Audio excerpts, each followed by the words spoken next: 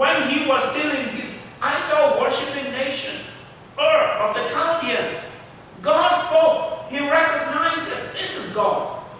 His heart was touched. He was willing to kill his only real heir, Isaac, the chosen child. That's why the Bible says, God speaking to Abraham said, take your son, your only son, Isaac.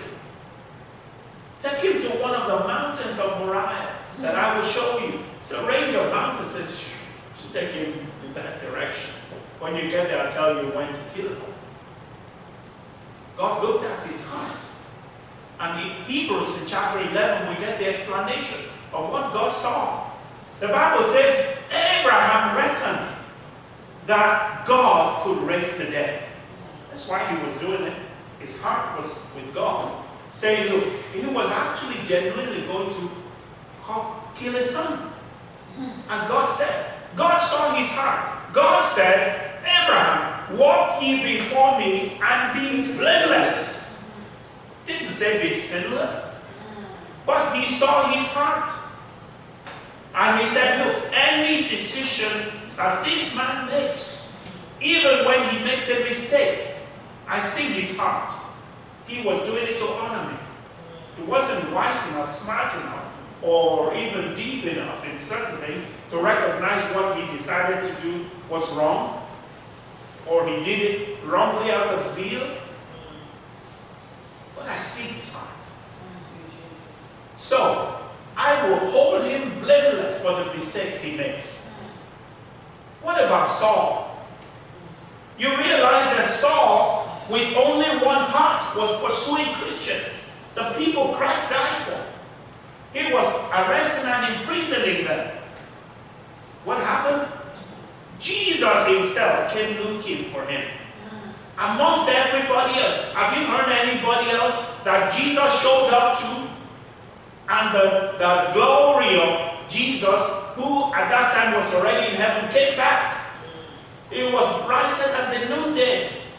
In the Middle East, in Israel, come on, noonday, you can't even, you need very dark sunglasses. It says that the glory of Jesus was brighter than the noonday sun.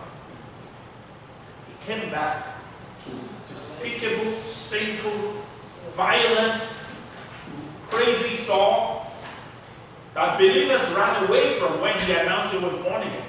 He came back to him. And he said, Saul, Saul, why do you persecute me? Why do you kick against the pricks?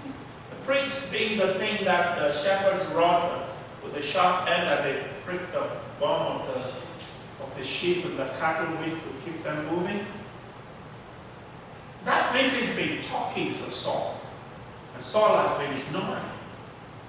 And when you kick, the sharp thing sinks into your shank and you get pain. So, Jesus never left him. It wasn't the first time he and Saul had that conversation. That's why he said, stop kicking against the pricks. He came back again. And he rescued him. He saved him. And he used him more than anybody else we know. Was he a holy man when Jesus came to him? No. His heart was absolutely focused upon his stupid assignment of arresting Christians. He thought he was doing it for God. Remember, he trained under Gamaliel, under the law, the best and the greatest teacher of the day. That's where he trained. So he was, as far as he was concerned, a perfect Pharisee of Pharisees, he told us in Colossians. A Hebrew of Hebrews. So it's a religious guy of religious guys. God saw his heart.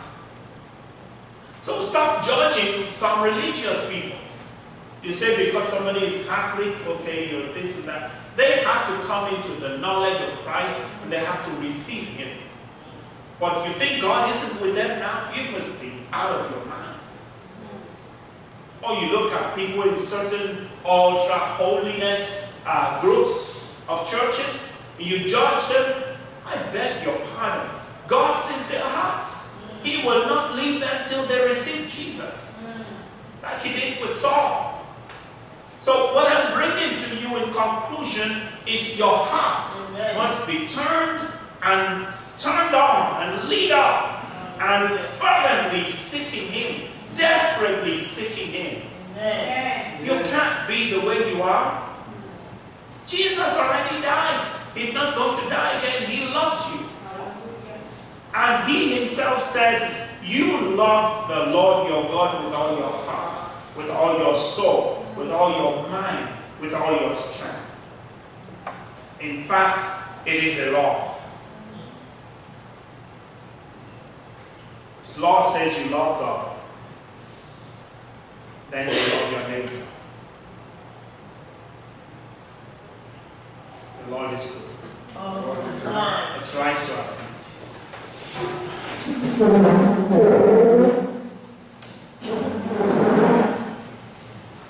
That part about loving our neighbor. Titi preached a message a few years ago that was very powerful, titled Love and Compassion in Motion. Probably going to ask her to come talk to us again on that. But you can't love your neighbor without first loving God. That love that you're going to give to God, it's a decision you make. You choose to seek Him. You seek Him first. Matthew 6:33. Seek ye first the kingdom of God and His righteousness. Every other thing shall be added unto you. John 14:15-16. If you love me, keep my commandments. And I will ask the Father, and He will give you another advocate to help you and be with you forever. The Spirit of truth.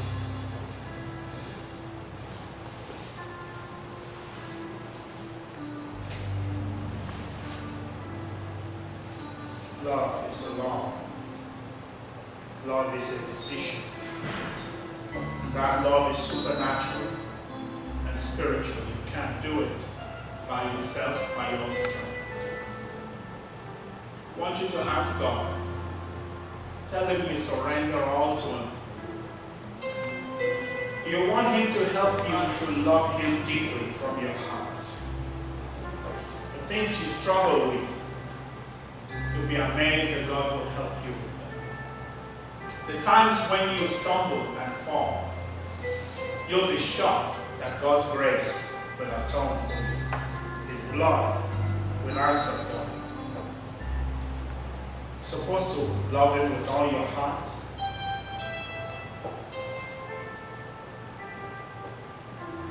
That means you pursue Him. You become devoted to Him. You seek first His kingdom. You're supposed to love Him with all your soul. That means you don't hold anything back from Him. Your emotions, your intellect, your mind. The Bible says in John 4:24, God is spirit. And those who worship Him must worship Him in spirit and in truth. You worship Him in your spirit. That is your very core, your very self.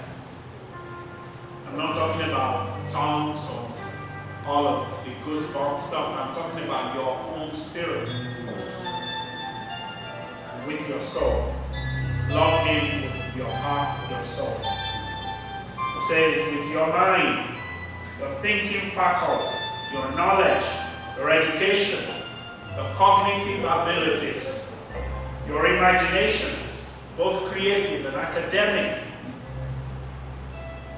You're devoted to submitting, capturing, and understanding how to please Him. The Bible says in Romans 12:1-2, this is our last scripture. It says, offer your body as a living sacrifice, holy and pleasing to God. That's when your mind is upon Him. Your mind controls where your body will go, what it's going to do. Also says, verse 2, Romans 12, Do not be conformed to this world, but be ye transformed by the renewing of your mind. Hallelujah. Thank you, Lord. Amen. Love him with all your strength. There's a certain understanding that comes. The Bible says, question 3:18, let's not love with tongue alone, or words alone, but with action and in truth. There's something that happens in the secret place. Hallelujah.